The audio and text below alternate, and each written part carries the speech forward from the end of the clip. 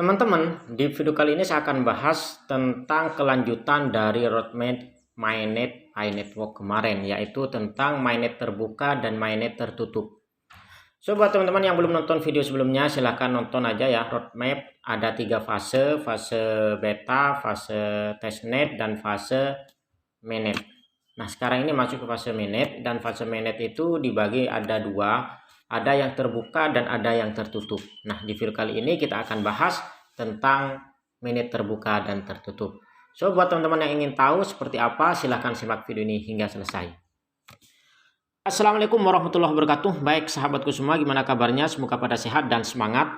Oke teman-teman, buat yang belum punya aplikasi Pi Network, silahkan bisa daftar lewat link di deskripsi.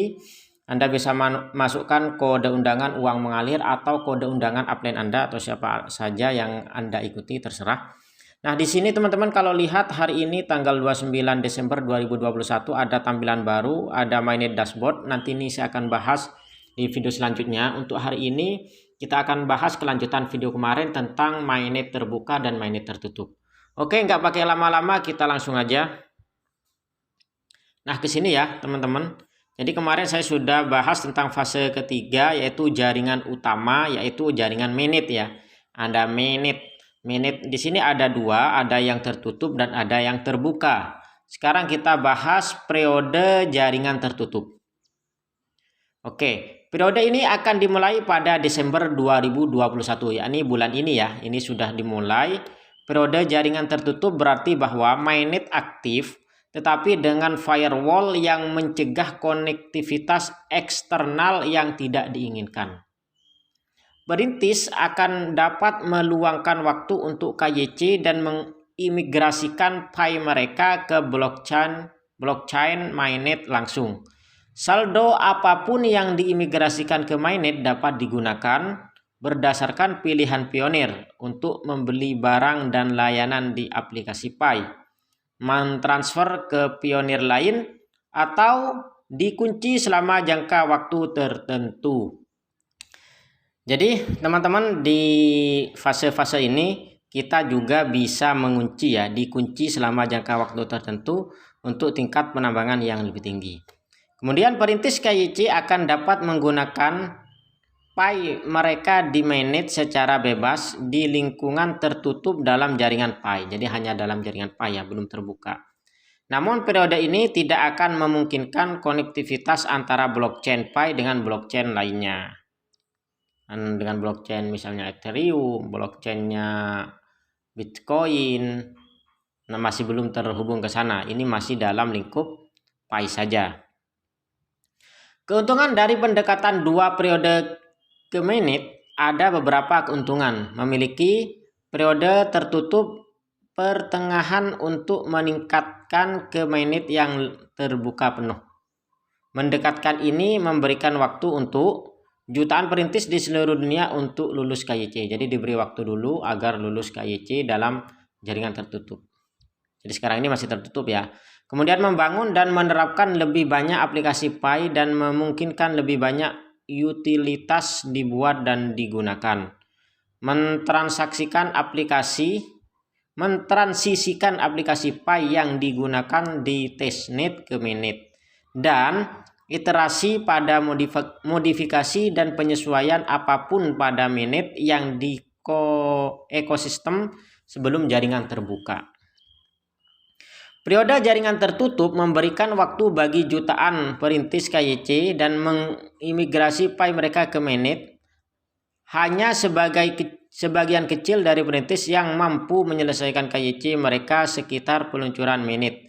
Selama beberapa bulan mendatang, kami akan terus meluncurkan solusi KYC ke lebih banyak perintis dan membantu mereka menyelesaikan KYC mereka. Jika kita pindah langsung dari testnet ke jaringan terbuka, ini berarti bahwa perintis yang mampu KYC sebelum yang lain akan memiliki Pi yang tersedia untuk digunakan di luar platform Pi, sementara perintis yang masih menunggu untuk menyelesaikan KYC mereka belum memiliki hak istimewa ini. Kecepatan di mana pionir di seluruh dunia dapat menyelesaikan KYC mereka akan bergantung pada kecepatan di mana setiap komunitas lokal menyediakan tenaga kerja, massa, validator KYC, serta kecepatan di mana masing-masing perintis berpartisipasi dalam KYC. Memiliki periode jaringan tertutup memberikan waktu bagi jutaan perintis untuk menyelesaikan KYC mereka dan mentransfer PI mereka ke mainnet. Dengan cara ini, semua perintis yang bersedia dan mampu melaksanakan KYC mereka dalam jangka waktu yang wajar dapat menggunakan PI mereka di luar platform PI sekaligus. Mengingat bahwa konektivitas eksternal antara PI blockchain dan blockchain atau sistem lainnya tidak diperbolehkan selama periode jaringan tertutup, ini lebih lanjut membantu perintis fokus pada transisi ke mainnet tanpa pengaruh apapun dari luar PI blockchain. Jadi masih dibenahi dulu di dalam ya jaringannya. Maksudnya agar ya ekosistemnya itu betul-betul sempurna nanti sebelum menghubungkan ataupun terbuka. Periode ini juga akan membantu komunitas untuk fokus pada pembuatan utilitas dan bootstrap ekosistem tanpa gangguan eksternal. Konsisten dengan visi jaringan PI untuk mengaktifkan ekosistem berbasis utilitas, ini memungkinkan aplikasi untuk diterapkan di mainnet dan membuat utilitas untuk pionir. Aplikasi PI akan dapat beralih dari testnet ke mainnet ke mode produksi untuk transaksi PI yang sebenarnya. Saat ini perintis KYC akan dapat menggunakan PI mereka di aplikasi PI, meningkatkan pembuatan utilitas dan membootstrap ekosistem PI sebelum jaringan terbuka. Jalan berharap dan disengaja ke jaringan terbuka ini akan membantu aplikasi serta jaringan PI untuk mengungkap dan menyelesaikan gangguan apapun di pasar dan teknologi. Dengan demikian, periode jaringan tertutup sejalan dengan visi PI tentang ekosistem berbasis utilitas dan filosofi iteratifnya. Selain itu, jaringan tertutup akan memungkinkan mainnet berjalan dengan data produksi dan PI asli yang berbeda dari testnet.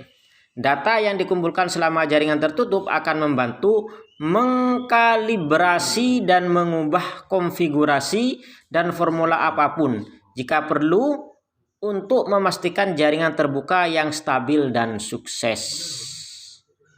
Oke teman-teman, jadi itu perbedaannya ya. Jadi kalau yang tertutup itu masih dalam lingkup blockchain PI network itu sendiri. Nanti kalau sudah terbuka ini sudah bisa tersambung ke blockchain yang lain. Seperti itu. Berikutnya ini pembahasannya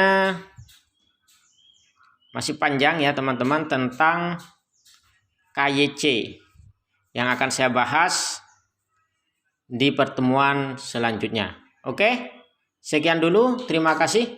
Thanks for watching. Don't forget to subscribe. And last I say, Assalamualaikum warahmatullahi wabarakatuh. Salam sukses dan semangat.